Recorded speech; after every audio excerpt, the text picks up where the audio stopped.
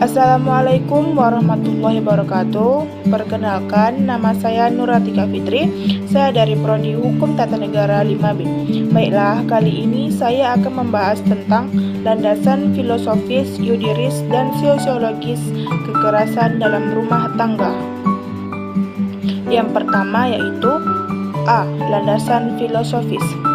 Rumusan rancangan undang-undang tentang ketahanan keluargaan, pertimbangan pandangan hidup, kesadaran, dan cita hukum yang meliputi suasana kebatinan serta falsafat bangsa Indonesia yang bersumber dari Pancasila dan pembukaan Undang-Undang Dasar 1945. Sila kedua yaitu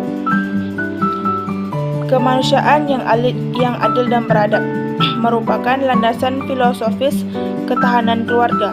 Hal ini mengingatkan bahwa ketahanan keluarga dimaksud untuk menciptakan keadilan dalam kehidupan berbangsa dan bernegara, serta membentuk peradaban kemanusiaan yang saling menyayangi, menghormati, menghargai, dimulai dari keluarga sebagai unit terkecil. B. Landasan yuridis. Landasan yuridis tentang ketahanan keluarga bersumber kepada Undang-Undang Dasar Negara Republik Indonesia tahun 1945 Pasal 1 Ayat 1. Pasal 1 Ayat 3 menegaskan bahwa negara Indonesia adalah negara hukum. Dalam pasal 20 mengamatkan Dewan Perwakilan Rakyat Republik Indonesia memegang kekuasaan membentuk undang-undang yang kemudian dibahas bersama Presiden untuk mendapatkan persetujuan bersama. Pengaturan ketahanan keluarga bermaksud untuk mewujudkan amanat konstitusi Undang-Undang Dasar Negara Republik Indonesia tahun 1945 berkaitan dengan hak warga negara yang bermaktub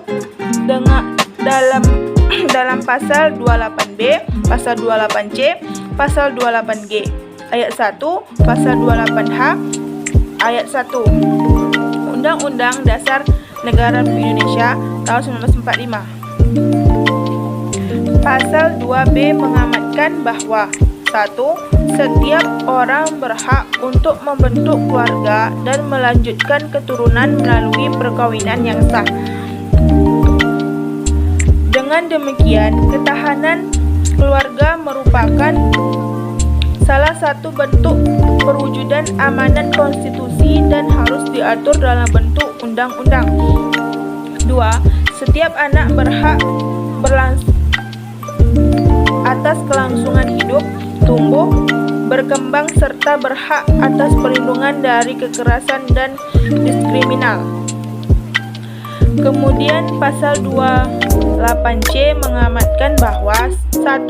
Setiap orang berhak mengembangkan diri melalui pemenuhan kebutuhan dasarnya, berhak mendapatkan pendidikan dan memperoleh manfaat dari ilmu pengetahuan dan teknologi, seni dan budaya demi meningkatkan kualitas kehidupan dan demi kesejahteraan umat manusia. 2.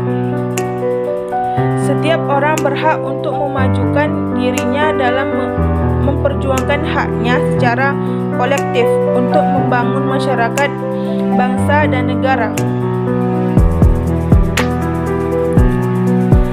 Pasal 28G ayat 1 juga mengamatkan bahwa setiap orang berhak atas perlindungan diri, keluarga, kehormatan, martabat, dan harta benda yang dibawa kekuasaannya, serta berhak atas rasa aman dan perlindungan diri dari ancaman ketakutan untuk berbuat atau tidak berbuat sesuatu merupakan hak asasi.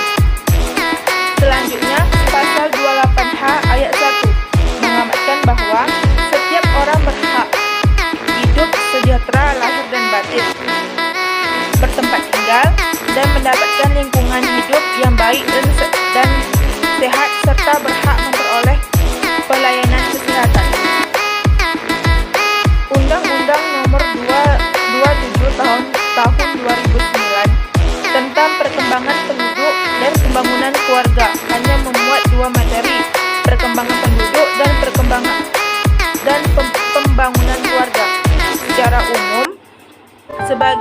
Sebagian besar pasal-pasal membahas perkembangan penduduk. Materi pembangunan keluarga dibahas dalam satu bab yang terdiri dari 2 pasal. Bab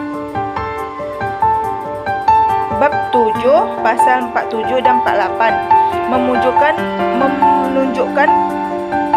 pengaturan Undang-Undang Nomor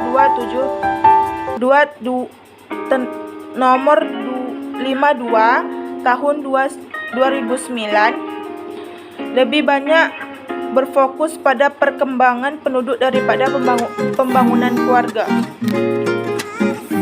Dengan demikian, landasan yuridis pengaturan ketahanan keluarga adalah bahwa dalam peraturan perundang-undangan yang mengatur urusan keluarga masih parsial dan belum dapat memenuhi kebutuhan masyarakat, sehingga diperoleh undang-undang yang mengatur ketahanan keluarga secara komprehensif sesuai perkembangan dan kebutuhan hukum masyarakat sebagai amanat konstitusi Undang-Undang Dasar Negara Republik Indonesia. C. Landasan sosiologis. Keluarga memiliki fungsi reproduksi untuk meneruskan kelangsungan keturunan dan menyiapkan sumber daya manusia, sehingga keluarga memiliki peran penting dalam menjaga ekstensi keberadaban suatu bangsa dari kepenuhan. Di samping itu, keluarga memegang peran penting dalam pembangunan sumber daya manusia Indonesia.